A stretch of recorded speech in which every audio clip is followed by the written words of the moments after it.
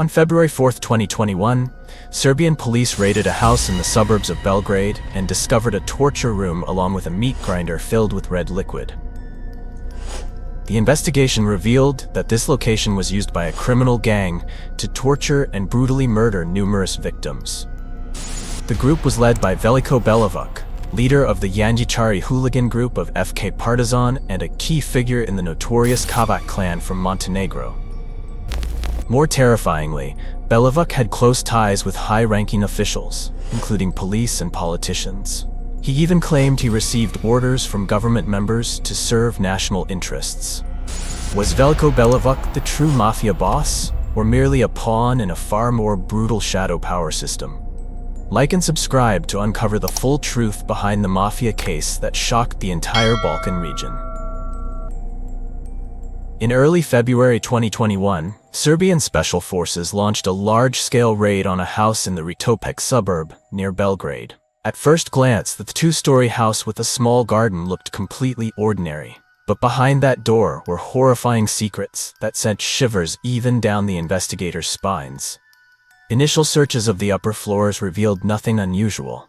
However, persistence and sharp investigative skills led the officers to the garage. There, an unusual detail caught their attention. A cleverly disguised door, hard to spot without careful observation. This door didn't lead outside or to another room, but to a narrow, dark staircase descending underground. As the officers went down, they were surrounded by a cold, damp smell. They discovered a solid underground room completely separated from the rest of the house. The space was equipped like a secret facility, soundproof walls, a complex ventilation system, and more disturbingly, tools of a real slaughterhouse. At the center of the room stood a large industrial meat grinder, the kind typically used in food processing plants. But the traces and forensic results later revealed something horrific. This machine was not used to grind animal meat. It was the final tool in a systematic process of human erasure. The room was also filled with high-powered weapons, proving the group's preparation and brutal intentions. Despite many cleanup efforts, forensic experts still found DNA from multiple victims, exposing the repeated crimes committed inside this execution chamber. According to arrested gang members, this room was where victims were tortured, murdered, dismembered, and eventually ground up to destroy all evidence. The mastermind behind this horrific network was Veljko Belivuk, born in 1985, a notorious gangster in Belgrade, also known as Velja Nevolja. Belivuk led Principi, a criminal organization that operated like an underground army in the heart of Serbia's capital. His right-hand man was Marko Milikovic, the strategist and second-in-command of the entire gang. Milikovic was not only a loyal aide, but also the mastermind behind most of the murders, kidnappings, and body disposals over the years. Principi originated from the ultra-violent football fan scene of Partizan Belgrade, particularly the group Grobari, who call themselves the Gravediggers. Initially, Veljko Belivuk's group was named Janjičari, formed after the mysterious death of another hooligan leader. Later, Belivuk renamed it Principi, and gradually extended its reach from stadium stands to Serbia's entire criminal underworld. Starting with ticket sales and drug trafficking at stadiums, the group expanded into violent attacks against rival fans, especially against Delija, fans of Red Star Belgrade.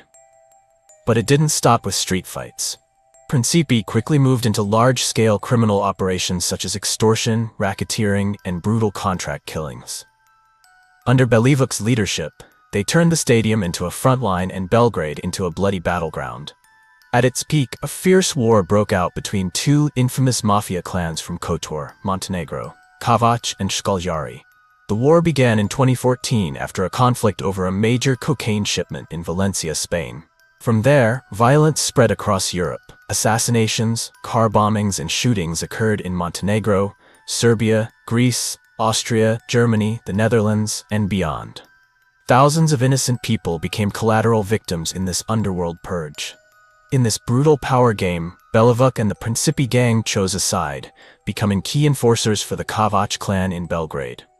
Under direct orders from Kavač, especially their boss Radoje Zvicer, considered the supreme leader, Belivuk and Milikovic were tasked with cleaning up the territory. They aggressively hunted down and eliminated all links to the Shkoljari clan. The brutality of Principi made them not only indispensable to Kavac, but also feared throughout the Balkan underworld. Veljko Belivuk's gang operated by a chilling rule, nema tela, nema dela, meaning no body, no crime. To carry out this principle thoroughly, they secretly built an underground room in the Ritopek house, a professional body disposal facility. The crime process was detailed in indictments and confessions of former gang members who turned themselves in. They began by approaching victims through mutual friends or trusted acquaintances. The meetings were often arranged under the pretext of a business deal or a legal transaction. Once the victim agreed, they were lured to a prearranged location, usually near or inside the Ritopek house. Upon arrival, gang members would strike immediately. They would overwhelm the victim with numbers, restrain them, and blindfold them. The victim was then transported by vehicle to the underground room in Ritopek. At this underground site, victims were often brutally tortured, either to extract confessions as revenge, or simply to satisfy the twisted desires of their executioners. Torture methods included continuous beatings, dismemberment with sharp objects, and even tattooing letters into the victim's skin. The entire torture process was often recorded on encrypted phones. These clips were used to control gang members or sent to rivals as chilling warnings. Once the torture was over, the victim was executed. According to investigation documents, the most common method was an axe blow to the head or neck. Veljko Belivuk and his right-hand man, Marko Milikovic, often carried out the executions themselves to assert dominance. After being dismembered with sharp tools, the victim's body was ground in an industrial meat grinder until unrecognizable. The remains and personal items were packed into sealed plastic bags and dumped into the Danube River. The entire process, from capture to complete erasure, usually took only a few hours. After each murder, the room was sanitized with strong chemicals to erase all traces and prepare for the next execution. The indictment against Veljko Belivuk, Marko Milkovic, and dozens of Principi gang members revealed a series of heinous crimes spanning years. Among them, several high-profile victims served as undeniable proof of the gang's extreme cruelty. Goran Veljkovic, known as Goksi, was once a prominent figure among partisan supporters. After a falling out and suspicion of switching allegiance to Shkoljari, he was lured into a meeting in August 2020 and disappeared. Data from encrypted Sky ECC phones showed that Veljkovic was tortured, murdered, and had the word Korach carved into his back, referencing a rival clan leader. Another victim was Zdravko Radojevic, a Red Star Belgrade supporter, arch-rivals of Partizan. He was targeted for personal conflicts with Belivuk and suspected ties to Shkoljari. In November 2020, Radojevic was lured by an acquaintance to a parking lot for a fake arms deal. His dismembered body was also documented in encrypted Sky ECC files. In October that same year, Lazar Vukicevic, a key member of Shkoljari, became the next target. Belivuk impersonated someone the victim knew, using a phone from a previously arrested gang member to lure Vukicevic to Ritopek. The message said Belivuk had been arrested and needed help cleaning up the aftermath. Without suspicion, Vukicevic walked into the trap and met the same horrific fate as the others. Not long after, Milan Yepoja, a notorious thief from the Pink Panther gang, was targeted next. He was suspected of being involved in a plot to assassinate Kavac boss Radoje Zvitser. In December 2020, Yepoja was lured to Ritopek under the pretense of an armored car deal. Upon arrival, he was captured, tortured, and savagely murdered. Belivuk and his accomplices went even further, taking photos next to the victims' bodies as a twisted show of dominance and defiance. In 2019, law enforcement agencies across Europe, particularly in Belgium, the Netherlands, and France, began suspecting that the encrypted messaging platform Sky ECC was being used on a massive scale by criminal organizations. This suspicion led to the launch of two major joint investigations, Operation OTC in Belgium and the Netherlands, and Operation Limit in France. The goal was to breach the Sky ECC server system and gather intelligence and evidence about criminal activities hidden behind its seemingly impenetrable encryption. After months of research and algorithm analysis, in early 2020, tech experts from French and Dutch police made a major breakthrough. They successfully decrypted part of SkyECC's encryption and began secretly collecting data. Within a short time, they were able to access and read hundreds of millions of messages related to drug trafficking, money laundering, contract killings, kidnappings, and cross-border arms deals. These messages not only confirmed the existence of the Ritopek murder room, but also detailed each crime, the role of each gang member, and their unimaginable cruelty. In March 2021, following simultaneous raids in multiple countries, SkyECC was officially shut down worldwide. In February 2021, Veljko Belivuk and dozens of accomplices were arrested. The Serbian government declared this operation a major victory in the fight against organized crime. However, this victory was quickly overshadowed by shocking revelations. Belivuk's gang had received protection from individuals within the state apparatus. The connections, directives, and obstruction of investigations came not from outside forces, but from within Serbia's interior ministry and police. Before the Ritopek butcher house case was exposed, investigative journalists from Krik and Bern had already gathered and published extensive evidence. These documents revealed that Belivuk's group was not only tolerated and protected, but also used for political purposes. The central figure in this network was Diana Hrkalovic. During Belivuk's peak of power, she served as state secretary in the Serbian Ministry of Interior, second only to the minister. Previously, she had held various high-ranking positions in the police force. Hrkalovic was accused of ordering evidence destruction, blocking investigations, and acting as a bridge between Belivuk's gang and top government officials. Evidence of this connection surfaced as early as 2017. After a nightclub brawl in Belgrade, police detained Belivuk and seized his personal phone. Leaked WhatsApp messages, published by Njen magazine, revealed that Belivuk frequently communicated with senior officer Nenad Vučković of the Serbian gendarmerie. In the chats, Vučković acted as a commander, directly giving orders to Belivuk and repeatedly referring to Diana. A later leaked recording captured Vučković presiding over a meeting with Belivuk's gang, discussing criminal operations as if he were their true leader. The chats also hinted at even more powerful hidden figures. Vučković and Hrkalovic often referred to these individuals using nicknames like Chef or Glavni Chef. These references raised suspicions that Belivuk's gang was not only protected, but also receiving direct orders from high-ranking officials in Serbia's political and security systems. The gang was tasked with controlling rival criminal groups, suppressing political opponents, and dominating football fan groups. A powerful force in Serbia's society and politics. In return, the Belivuk group was allowed to amass wealth, eliminate enemies, and operate outside the law for years, until the SkyECC data exposed everything. In October 2021, after months of investigation, Serbia's prosecutor for organized crime officially indicted Veljko Belivuk, Marko Milikovic, and 28 accomplices for serious charges. Formation of a criminal organization, organized murder, kidnapping, rape, drug trafficking, and illegal possession of weapons. The trial was held at the special court in Belgrade and attracted significant national and international attention. Initially, the defendants denied all charges. However, the case took a new turn when two key members, Bojan Hrvatin and Srđan Lalić, agreed to cooperate with the prosecution in exchange for reduced sentences. Lalić, the gang's IT expert, revealed details about the organization's structure, the operation of the butcher house in Ritopek, and the use of SkyECC to coordinate crimes. In addition, Belivuk claimed his group had carried out several missions at the request of high-ranking officials, including President Aleksandar Vučić. Diana Hrkalovic, former state secretary of the Interior Ministry, was prosecuted separately for abuse of office and obstruction of justice.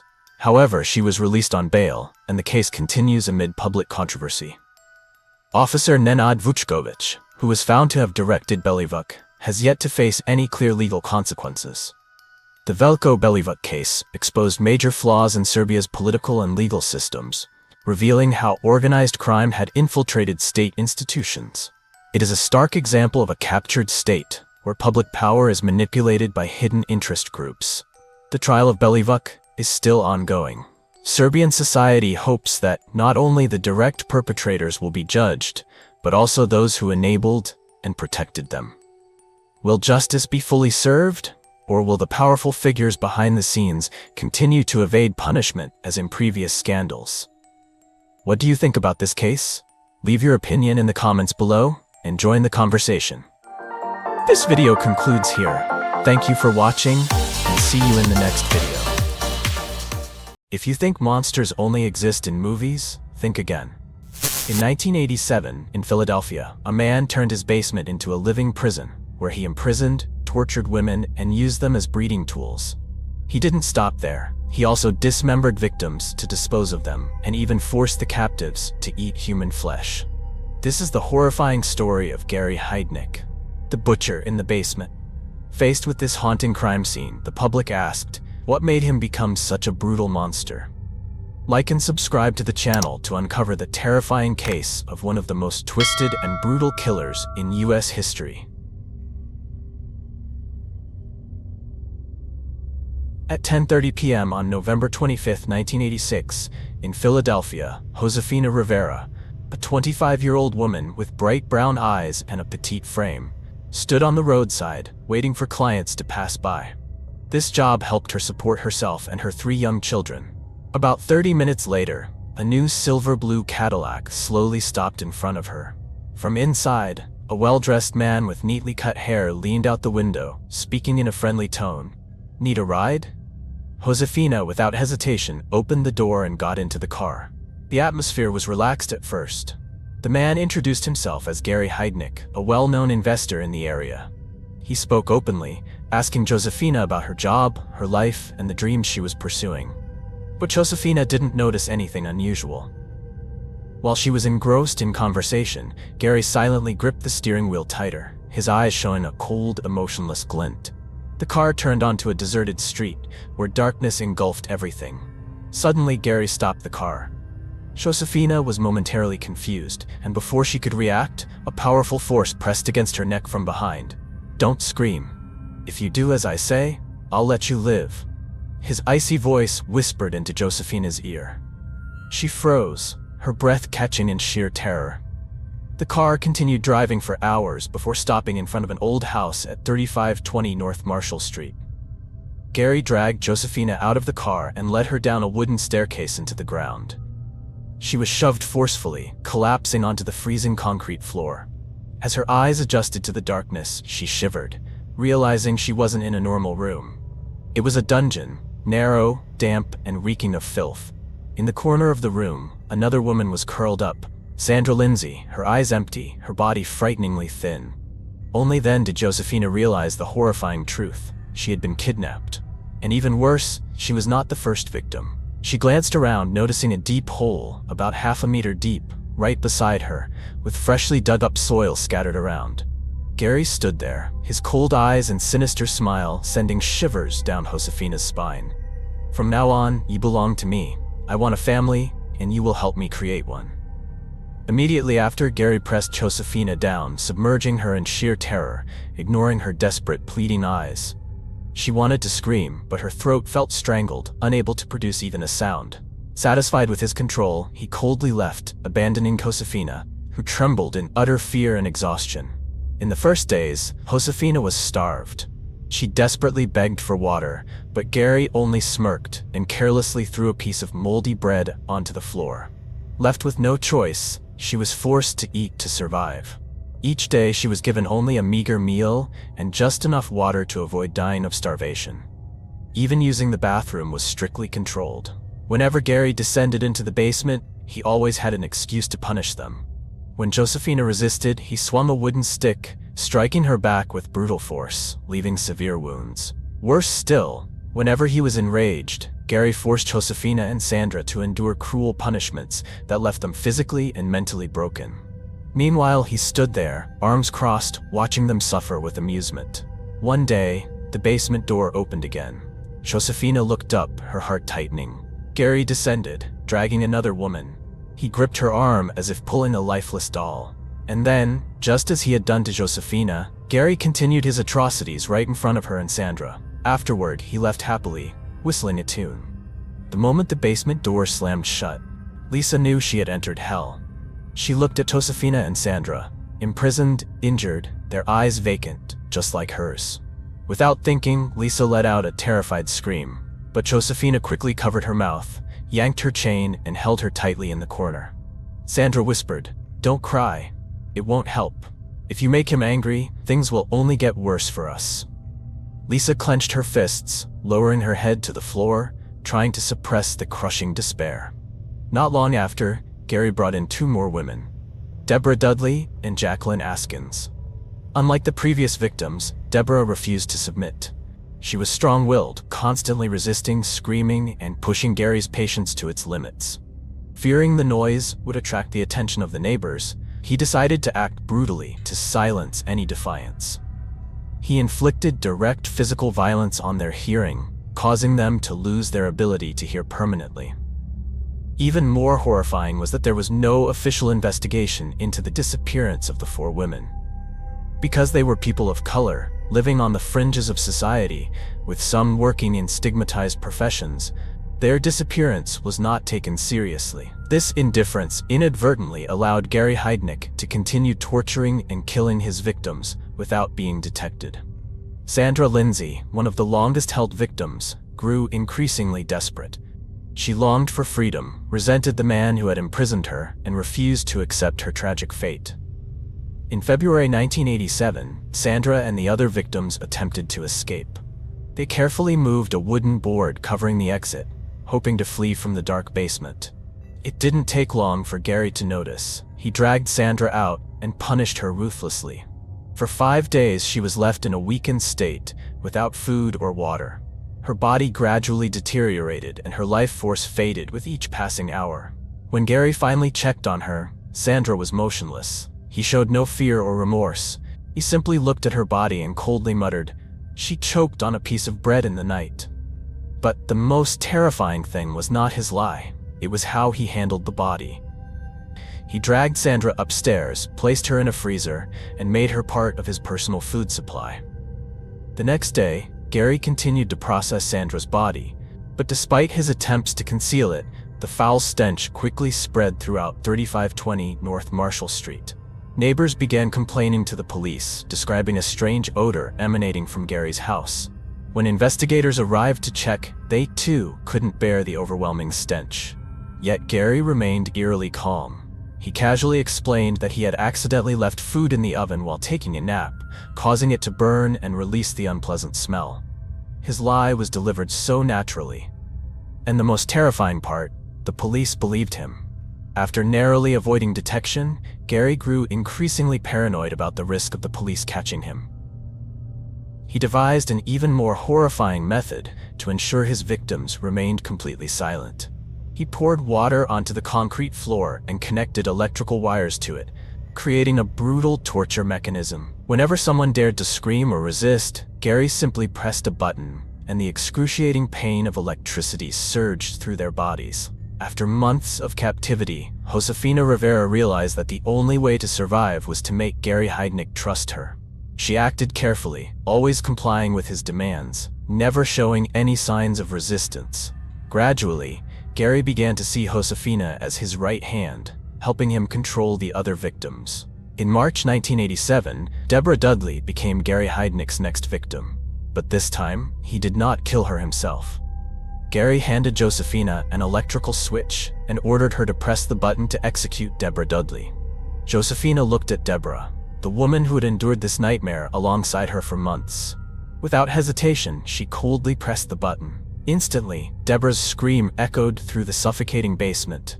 Her body convulsed violently, then suddenly fell still. Josefina felt her hands trembling, but Gary just stood there, smiling in satisfaction. He eagerly praised her, then casually ordered her to dispose of Deborah's body.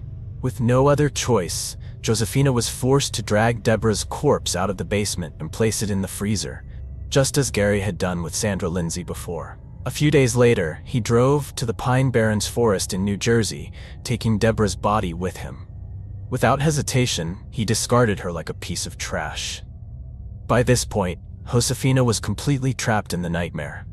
She was no longer just a victim. She had become part of Gary Heidnik's crimes. After Deborah's death, Gary began treating Josefina differently. He allowed her to eat with him and no longer forced her to sleep in the basement every night. He trusted her so much that he gave her a new task, luring another victim into his trap. This time, the target was Agnes Adams, a 24-year-old woman working in the entertainment industry. Josefina followed orders and led Agnes into Gary's car, and the moment the young woman stepped through the door of 3520 North Marshall Street, her fate was sealed. Agnes became the next prisoner in that horrific basement. By late March 1987, Josefina saw an opportunity to escape. She told Gary she needed to contact her family to reassure them and prevent suspicion over her disappearance. To make her lie more convincing, she made a bold suggestion.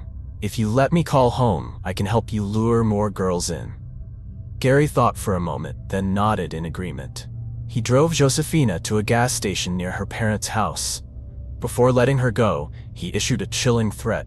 "You have 30 minutes. If you don't come back, you know what will happen." Josefina nodded, forcing herself to stay calm, then stepped out of the car. But she had no intention of going to her parents' house. She knew there was a public phone booth nearby. Keeping her pace steady to avoid raising Gary's suspicion, she walked straight toward it. As soon as she picked up the receiver, she dialed 911, her voice trembling but resolute. "I've been kidnapped. A man is holding multiple women captive in his basement. I have proof. You need to come immediately." Less than an hour later, Philadelphia police surrounded 3520 North Marshall Street. They stormed in, breaking down the door, and what they found was worse than any nightmare. In the cramped basement, 3 emaciated women, severely malnourished and trembling in terror, huddled in chains against the cold cement floor. In the middle of the floor, a deep, dark hole, clear evidence that this was the site of unimaginable horrors. Inside the house, the scene was even more shocking. A freezer sat quietly in the corner, holding an unspeakable truth. The air was thick with an indescribable stench, leaving everyone present in disbelief. Without giving him a chance to resist, the police immediately subdued Gary Heidnik. After months of living in hell, the women were finally rescued. Josefina Rivera not only escaped the hands of a monster, she was the one who put an end to this reign of terror. Gary Heidnik was not just a serial killer. He was a deeply disturbed man, shaped by a violent childhood and twisted delusions of creating a perfect family. Born in 1943 in Cleveland, Ohio, Gary grew up in a wealthy but broken family. His father was an abusive alcoholic, while his mother suffered from severe mental illness. Things worsened as his father humiliated him every time he made a mistake, forcing him to stand outside on the balcony in the cold, becoming a laughingstock for the neighbors. After graduating high school, he joined the military as a medical corpsman, but was discharged early for mental health reasons. However, his friends revealed that this was just an excuse to receive disability benefits from the government. Despite being fired from a veterans hospital for his bad attitude, Gary used his appearance and charisma to build a reputation as a charismatic preacher. But behind his dignified facade, he began to cultivate twisted ideas. Gary never dated normal women. He only chose intellectually disabled women of color, those he could easily manipulate and control. One of them was Gail Linkow, who gave birth to Gary's son. However, the child was placed in social care immediately after birth, making him furious and resentful. He continued his relationship with Anjanette Davidson, who had an intellectual disability. In 1978, Anjanette gave birth to a daughter named Maxine, but like before, the baby was placed in a foster home because her mother was deemed unfit to raise her. Gary was enraged, feeling robbed of fatherhood for the second time. Gary's obsession didn't stop there. Sometime later, he returned to look for Anjanette, but couldn't find her. Instead, he set his sights on Alberta Davidson, Anjanette's sister. Alberta, who was 34 years old at the time, had the mental capacity of a 5-year-old. Gary lured her out of the care center, took her home, and imprisoned her in the basement storage room. After 2 investigations, the police discovered Alberta and charged Gary. A court-appointed psychologist warned that he had a high likelihood of reoffending. However, since Alberta was deemed mentally unfit to testify, Gary was only convicted on lesser charges and sentenced to 3 to 7 years in prison. On March 24, 1983, Gary was granted parole, but prison time had done nothing to change him. On the contrary, upon release, unable to find Anjanette, Gary became even more convinced that society had robbed him of his right to have a family. He resumed his search for a wife by signing up for international matchmaking services. In 1983, Gary connected with Betsy Disto, a woman from the Philippines. They exchanged letters and quickly moved toward marriage in 1985, when Betsy came to the US. However, the marriage collapsed within months. Betsy accused Gary of domestic abuse and sexual assault, but all charges were dismissed because she failed to appear at the first hearing. With the help of the Filipino community in Philadelphia, Betsy managed to escape from Gary. She only returned later to demand child support from him for their son, born in September 1986. However, Gary never maintained contact with either of them. After many years, his dream of having a family had completely shattered.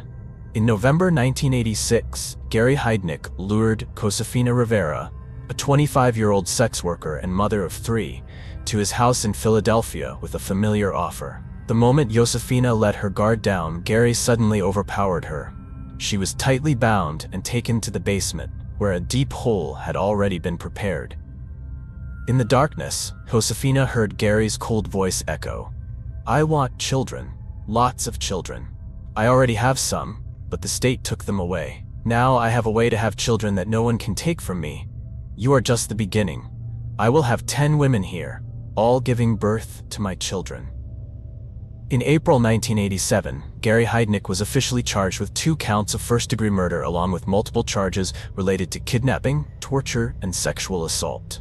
However, he vehemently denied all accusations. His brutal actions completely contradicted the image of a wealthy, successful businessman that he had carefully built in public. When the horrifying details of what had happened in his basement came to light, the case immediately became a media storm in the US. Though they were rescued, the victims continued to suffer severe psychological trauma. The months of captivity, abuse, and living in constant terror left permanent scars on their minds. However, a controversy arose when 3 surviving victims demanded that Josefina Rivera also be prosecuted, arguing that she not only aided Gary Heidnik's crimes, but was directly involved in the death of Deborah Dudley. But after reviewing the full circumstances, the prosecutor decided not to charge Josefina. They determined that she was also a victim, brainwashed and coerced into participating in inhumane acts. At the conclusion of the case, the surviving victims received $30,000 in compensation, but nothing could ever make up for what they had endured. The trial of Gary Heidnik took place in June 1988 and attracted widespread public attention. The defense attorneys attempted to argue that he was mentally ill and unfit to stand trial.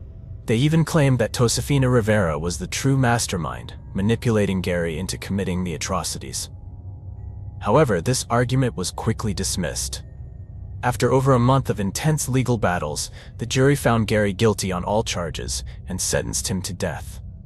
One juror emphasized, "A man who can invest in stocks and accumulate wealth is certainly sane enough to be held accountable for his actions." Additionally, he was fully aware enough to cover his tracks and deceive his neighbors for months. In his final years, only one person stood by Gary, his daughter, Maxine. She fought to appeal his case to the Supreme Court in hopes of overturning his death sentence, but the final appeal was denied. On July 6, 1999, Gary Heidnik was executed by lethal injection and pronounced dead at 10:29 p.m., bringing an end to the horrifying case. He was the last prisoner to be executed in Pennsylvania. The brutality of Gary Heidnik even inspired Hollywood. The character Buffalo Bill, the serial killer, in the Oscar-winning film The Silence of the Lambs, 1991, was partially based on him. This concludes the video. If you found the story intriguing, please like, subscribe, and share to support us. Thank you, and see you in the next video. In October 2012, in Westminster, Colorado, 10-year-old Jessica Ridgeway mysteriously disappeared on her way to school.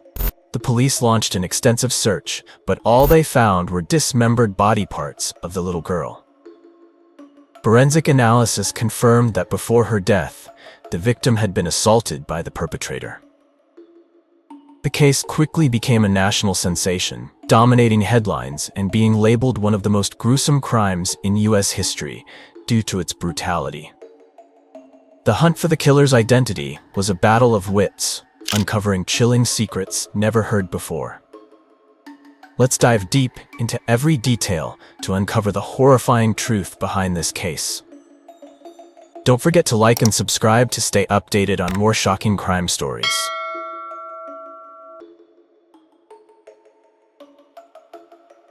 The protagonist of this tragic story is Jessica Ridgeway, a 10-year-old girl living with her mother, Sarah Ridgeway, at 10768 Moore Street.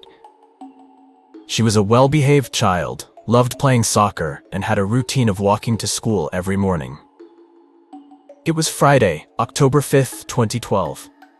Everything seemed normal. Sarah had just returned home from her night shift at an IT company. At 7:45 a.m., she woke Jessica up, and they had breakfast together. At 8:30 a.m., Jessica put on her backpack, kissed her mother goodbye, and left for school. But that was the last time Sarah ever saw her daughter. At noon, Sarah woke up to find a voicemail on her phone. A voice from the school said, "We are calling to inform you that Jessica did not show up for class today." Panic set in immediately. She called the parents of Jessica's friends, but none of them had seen her since the morning. She rushed outside, searching every place Jessica could have gone, but there was no trace. Desperate, Sarah dialed 911, her voice trembling. "I can't find my daughter, she's missing." Westminster police received the emergency call and immediately launched a large-scale search. The first officers on the scene began gathering information. Federal agents and local police spread throughout Westminster's neighborhood, knocking on doors, questioning everyone. But most neighbors saw nothing unusual. Most adults had already left for work or were still asleep when Jessica left home. No one had seen her vanish.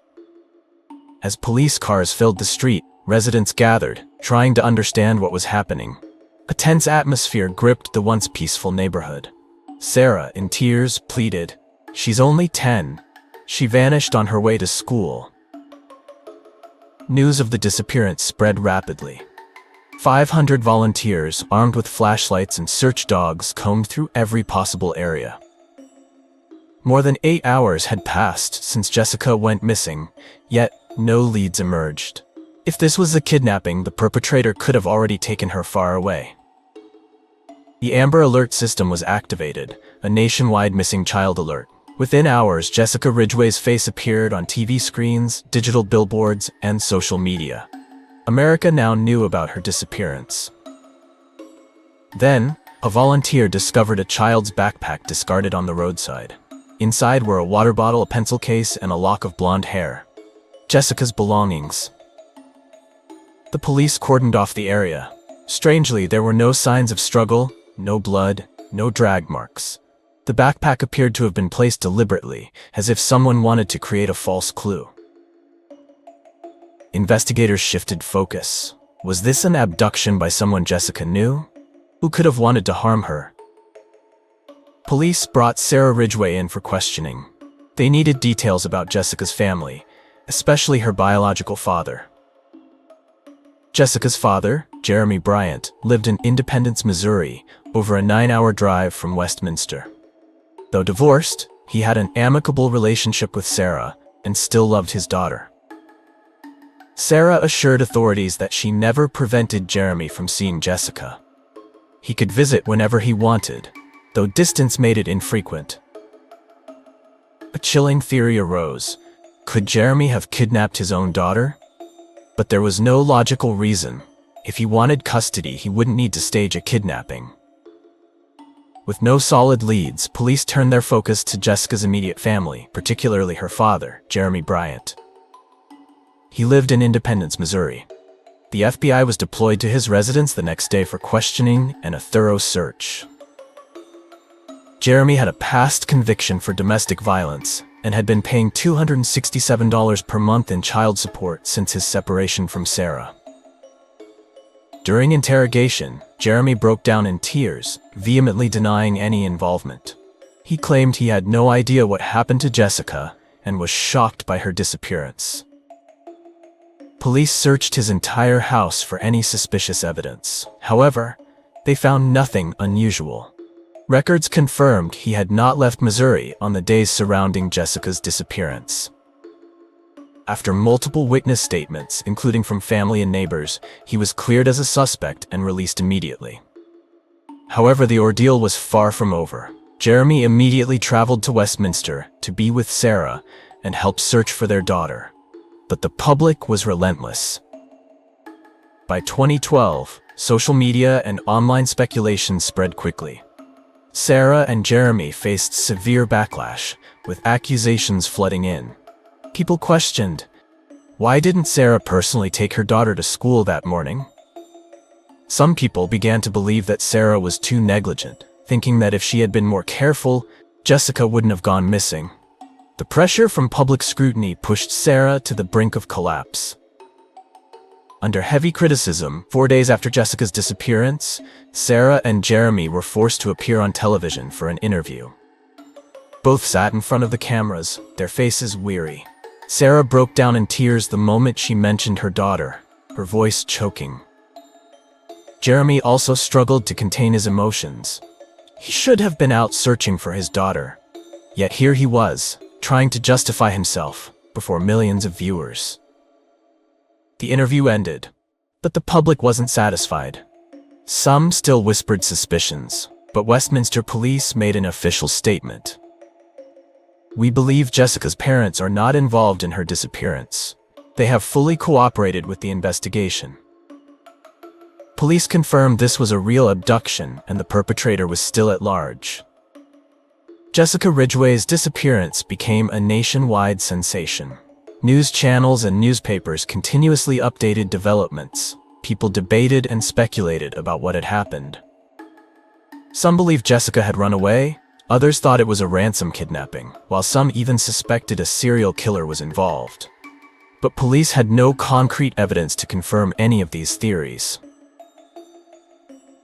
At 6 p.m. on October 10, 12, ABC suddenly interrupted its program with a breaking news report. A body had been found in Patridge Park, about 5 kilometers from Jessica's home. Reporters announced, police believe this could be the body of Jessica Ridgeway, but forensic tests will take a few days to confirm the identity. On October 12, 2012, police officially confirmed that the remains found belonged to Jessica Ridgeway. However, the most horrifying detail wasn't just the discovery of her body, it was how it was found. In Patridge Park, no complete body was recovered. What police found was only a hollow torso, with all internal organs, limbs, and head missing. Even more disturbing, there were signs that the victim had been assaulted before her death. No one knew where Jessica's remaining body parts were. This revelation caused national outrage, increasing pressure on the investigation team. The FBI officially stepped in. A deranged killer was on the loose and could strike again. The FBI made frequent television appearances, urging anyone with information about the case to contact their hotline. Agents asked the public to be vigilant, especially noting individuals who displayed unusual behavior on the night of Jessica's disappearance. Parents were warned not to let their children go outside alone. The appeal had an immediate effect. Over 15,000 calls were received. From these, the FBI launched a large-scale search. Over 500 homes were examined and 1,000 vehicles were inspected. But no significant leads emerged. Investigators determined that the perpetrator was not a typical murderer. He didn't kill out of rage, he had meticulously planned his crime. To dismember a body so precisely, the killer needed a sharp and durable tool. This required time, space, and a location to conceal such gruesome actions. However, despite weeks of searching, police still couldn't find any trace of the killer. During the investigation, detectives uncovered a series of suspicious abductions and attacks that had occurred in the months leading up to Jessica's disappearance. On September 9, 2012, a man approached a child near Quaker Acres Park in Arvada, just a 16-minute drive from where Jessica was last seen. He attempted to lure the child by offering candy, But before he could act further, the child managed to escape. Police were unable to identify the suspect. On September 13, a similar incident occurred. A man again approached two children and tried to give them candy. This time, sensing danger, the children ran away immediately. After this incident, police sketched a suspect's profile and distributed it to local schools. But still, there was no definitive lead. On October 20, 2012, 15 days after Jessica's disappearance, police made a significant breakthrough. A small wooden cross, about 3 centimeters in length, was found near the site where Jessica's body had been left. They believed this could belong to the killer. Jessica was found in a secluded area, rarely visited by others. No one could have dropped the cross there by accident. A new theory emerged. Not everyone wears a cross like this. The killer might have religious connections or had possessed this item before committing the crime. To broaden the investigation, police released images of the cross from multiple angles, hoping someone might recognize it. Westminster Police Department issued an official statement. "We are looking for anyone who owns or has previously owned this cross. If you have any information, please contact us immediately." Meanwhile, abductions continued. The perpetrator seemed to be growing bolder. If not caught soon, he would strike again. On October 20, 2012, a shocking attack occurred near Jessica's home. The victim was a young woman named Kettner Lake, 22 years old. Kettner was jogging just 800 meters from Jessica's house when she was suddenly attacked from behind. The assailant pressed a cloth soaked in a sedative over her face. She struggled desperately, fighting back in every way possible. Fortunately, Kettner managed to escape and ran to the police station in a state of extreme panic. She described the attacker as a man between 18 and 30 years old, over 1.7 meters tall, with an average build and brown hair. But the description was too vague to be useful. However, the wooden cross found near Jessica's crime scene changed everything. It could be the most crucial piece of evidence in the entire case. Just 48 hours after releasing the image of the cross, a sudden call came to the police hotline. A trembling female voice on the other end said, "I think my son is involved in this case." That woman was Mindy Sigg, the mother of Austin Sigg, a 17-year-old boy living in Westminster. Mindy said her son used to wear a wooden cross identical to the one found by police, but recently he claimed he had lost it or could no longer find it.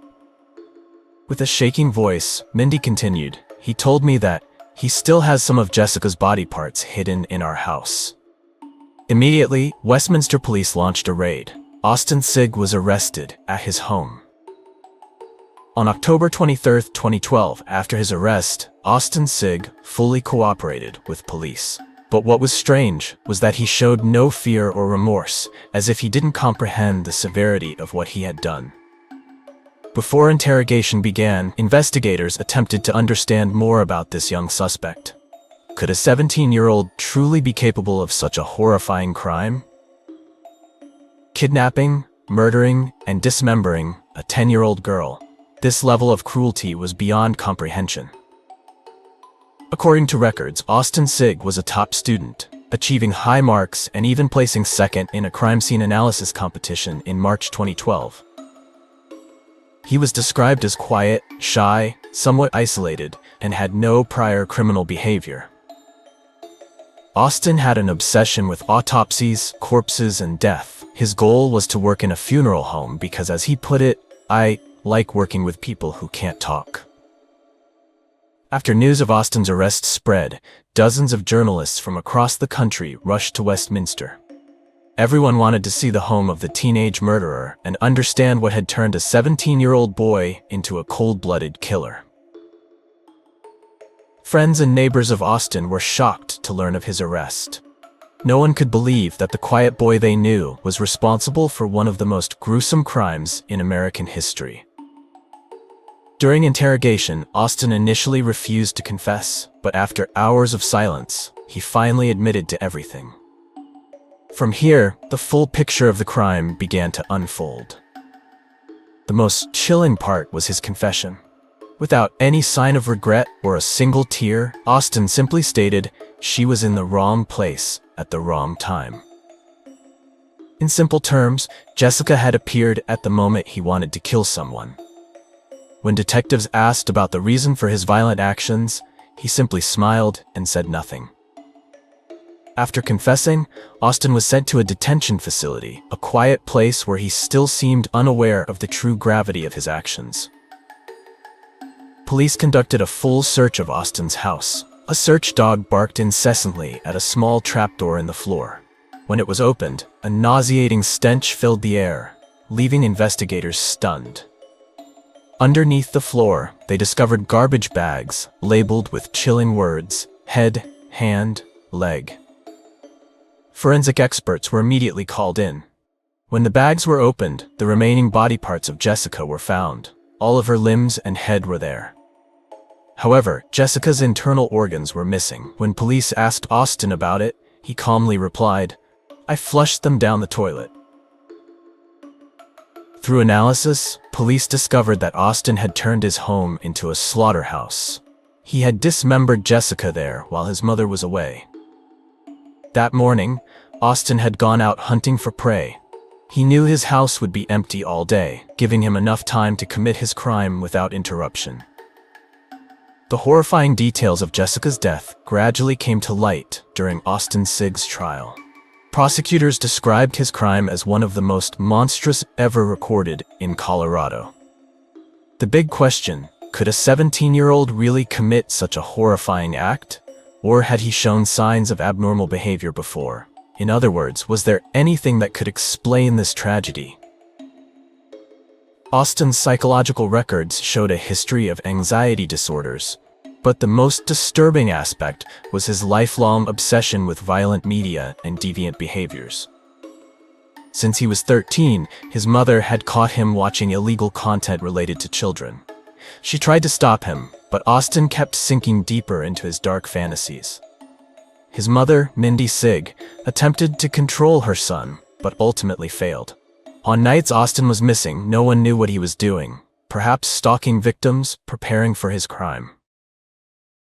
While in custody, Austin admitted to attacking Kettner Lake, a 22-year-old woman. He had been ready to repeat his crime, but the victim managed to escape. November 2013 trial. The prosecution charged Austin with murder, kidnapping, assault, and dismemberment. He initially tried to justify his actions with bizarre explanations, but when faced with overwhelming evidence, he was forced to plead guilty. Judge Stephen Manger declared, "This crime is too heinous. There is no chance of ever allowing him back into society." Austin Sigg was sentenced to life in prison without parole. He would never be free again and would die in prison for what he had done. In prison, Austin was considered scum by other inmates. Child predators are despised, and he had to be placed under special protection to avoid being attacked. After the trial, people across America mourned Jessica Ridgeway. The park where she used to play was renamed in her honor, and a memorial was built to ensure her tragic story was never forgotten. Austin Sigg faded into obscurity, rotting away in a cold prison cell. Meanwhile, Jessica was remembered as an innocent angel whose life was stolen far too soon. Was justice truly served for this murderer? What do you think? Leave your thoughts in the comments. This video comes to an end. If you found this story compelling, don't forget to like, subscribe, and share so we can bring you more strange and emotional crime stories. Thank you for watching, and see you in the next video. See you in the next video. See you in the next video.